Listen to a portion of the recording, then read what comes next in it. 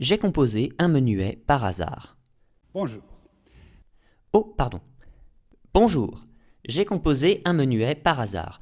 Ou disons plutôt que j'ai pioché au hasard dans 176 mesures écrites par Mozart et je les ai arrangées selon une procédure préétablie pour former quelque chose qui ressemble à un menuet.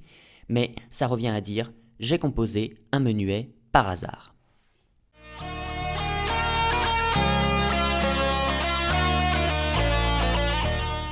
Salut et fraternité, bienvenue dans le 4e numéro de Hippalage, un podcast avec lequel je m'engouffre aujourd'hui dans un sujet que je ne maîtrise pas du tout, la musique, et qui plus est la musique savante. C'est d'ailleurs un regret que j'espère temporaire, je ne sais ni correctement jouer d'un instrument, ni composer de la musique. Au mieux, j'ai réussi à recopier des partitions d'œuvres que j'aime bien pour essayer de mieux les comprendre, par exemple Across the Stars dans Star Wars l'attaque des clones.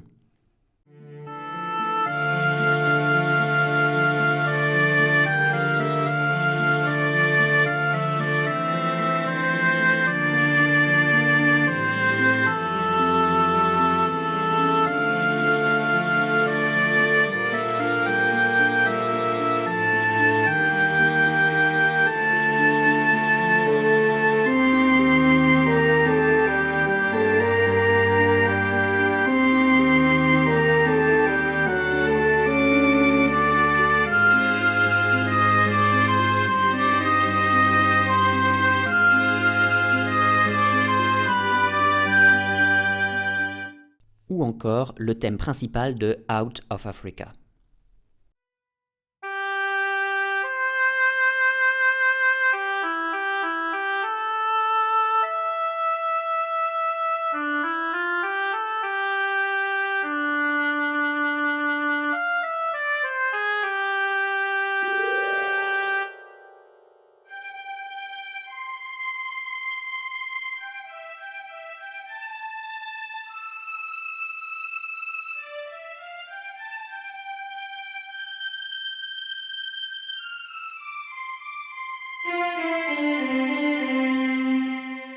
Vous aurez remarqué que, à chaque fois, j'ai tendance à m'arrêter un peu vite. Quand en revanche, j'essaye de composer par moi-même, soit je plagie Mozart,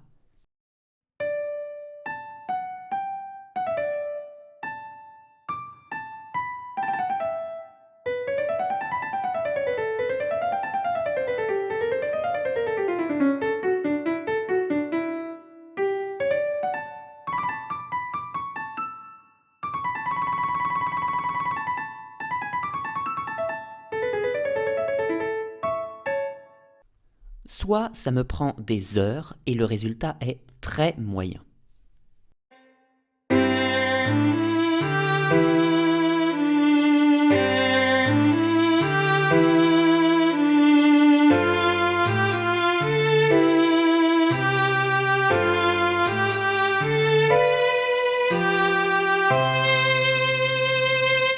Bref, C'est de la merde! ouais, on peut dire ça comme ça. Ou au moins que j'ai encore énormément de chemin à faire avant de sortir quelque chose de pas trop bancal. Sauf que je suis impatient. C'est là mon moindre défaut.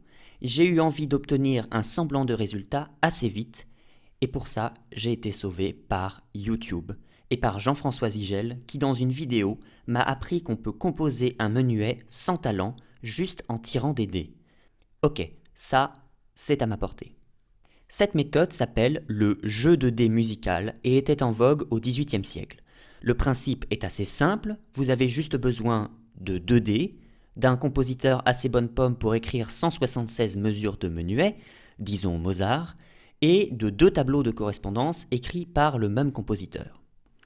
Comme un menuet comporte 2 phrases de 8 mesures chacune, on a un tableau par phrase et 8 colonnes par tableau, une par mesure en somme. Les lignes de ce tableau sont numérotées de 2 à 12, ce qui correspond au résultat du tirage des dés. Bien, le reste est très facile, et même très mécanique. Pour écrire la première mesure, on se rapporte à la première colonne. On jette les dés, on note la somme obtenue par le tirage, disons 3 pour fixer les idées, on regarde la ligne correspondante dans le tableau, et la case obtenue donne le numéro de la mesure que Mozart a gentiment composée pour nous. Il n'y a plus qu'à l'écrire pour obtenir notre première mesure. En répétant 16 fois cette opération, une fois par mesure, nous obtenons notre menuet. Pour moi, ça a donné ça.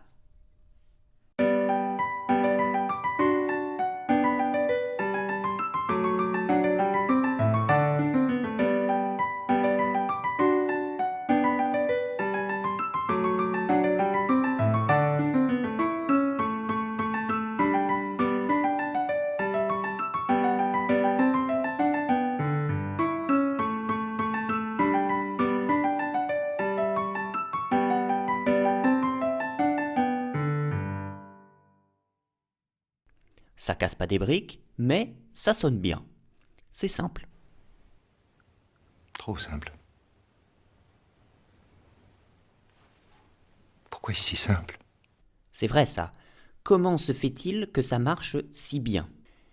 Eh bien, il se trouve que les mesures ne sont pas écrites au hasard. Les accords sur lesquels elles se basent sont prévus pour bien s'enchaîner. Ils répondent donc à une logique harmonique précise. Dans ce jeu musical composé par Mozart, la première mesure sera toujours basée sur un Do majeur, la deuxième sur un Do majeur aussi, la troisième sur un Sol majeur, etc.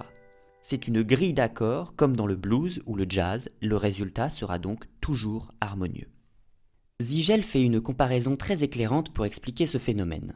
Si vous tirez au hasard un sujet, un verbe et un complément, et si vous les mettez dans le bon ordre, la phrase obtenue sera toujours grammaticalement correcte. Eh bien, les mesures de ce menuet écrites par Mozart répondent à une logique équivalente. Et voilà! Alors, je voudrais faire 2 remarques avant de conclure.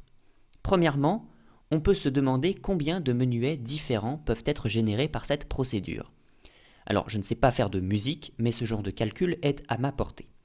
Sachant qu'on a 2 mesures qui sont toujours les mêmes, la 8e et la 16e, c'est pour assurer une transition et une conclusion correcte, ça nous laisse 14 mesures qui varient. Mozart a prévu 11 variantes possibles par mesure, une par résultat du tirage des dés.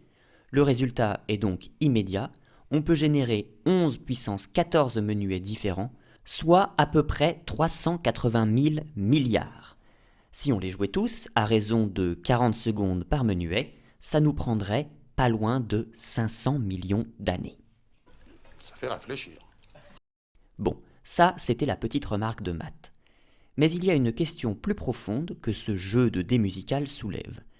Est-ce que ces menuets qu'on peut décliner sans fin et que le moins puissant des ordinateurs des années 60 pourrait composer sans peine sont des œuvres d'art? Cette procédure fait-elle de moi un artiste? Eh bien, je soutiens que non, mais on pourrait en discuter des heures, donnez-moi votre avis en commentaire.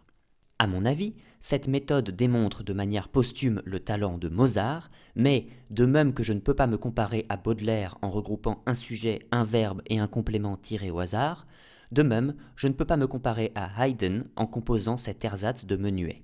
Dans les analyses du réseau social de Kaamelott que j'avais fait sur Twitter, abonnez-vous, j'avais souligné que ces petits graphes ne suffisent évidemment pas à expliquer l'œuvre d'Alexandre Astier. On ne saurait réduire l'art à des statistiques ou des algorithmes. Eh bien, je crois qu'une remarque similaire s'impose ici. Une très belle scène du film Le Cercle des poètes disparus résume parfaitement mon sentiment à ce sujet. Afin de bien comprendre la poésie, l'on doit d'abord se familiariser avec la métrique, les rimes et les figures de style. Et ensuite se poser 2 questions. 1. Le thème du poème a-t-il été traité avec art? Et 2. Ce thème est-il important? La première question définit la perfection de l'œuvre et la seconde son importance.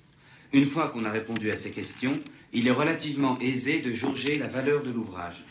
Si l'on note la perfection du poème sur la ligne horizontale d'un graphique et son importance sur la verticale, l'air total ainsi obtenu par le poème indiquera la mesure exacte de sa valeur. Un sonnet écrit par Byron peut être noté haut sur la verticale, mais avoir une cote médiocre sur l'horizontale. Un sonnet de Shakespeare, en revanche, sera noté très haut aussi bien à l'horizontale qu'à la verticale. Et la vaste surface couverte ainsi prouvera que la valeur du poème mérite tous les éloges. En lisant les poèmes rassemblés dans ce recueil, mettez en pratique cette méthode de notation. Mieux vous saurez les évaluer de la sorte, et mieux vous saurez comprendre et donc savourer la poésie.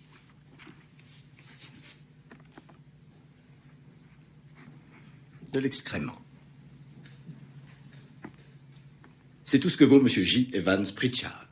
Il ne s'agit pas de mesurer de la tuyauterie. Il s'agit de poésie.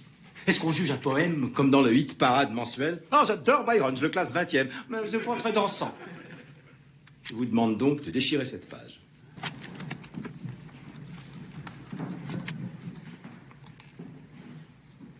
On lit ou on écrit de la poésie non pas parce que c'est joli.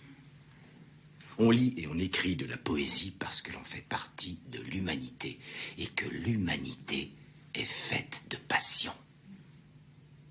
La médecine, le commerce, le droit, l'industrie sont de nobles poursuites et sont nécessaires pour assurer la vie. Mais la poésie, la beauté, l'amour, l'aventure, c'est en fait pour cela qu'on vit. Je suis tout à fait d'accord avec cette réplique du Cercle des poètes disparus, mais malgré tout, je suis content du résultat que j'obtiens et de pouvoir fièrement clamer « J'ai composé un menuet par hasard ». C'est la fin de ce 4e numéro de Hippalage. N'hésitez pas à composer vos propres menuets, je mets la procédure en description, et n'hésitez pas non plus à vous abonner. Je vous remercie d'être chaque fois plus nombreux à suivre ces épisodes, et sur ce, rideau.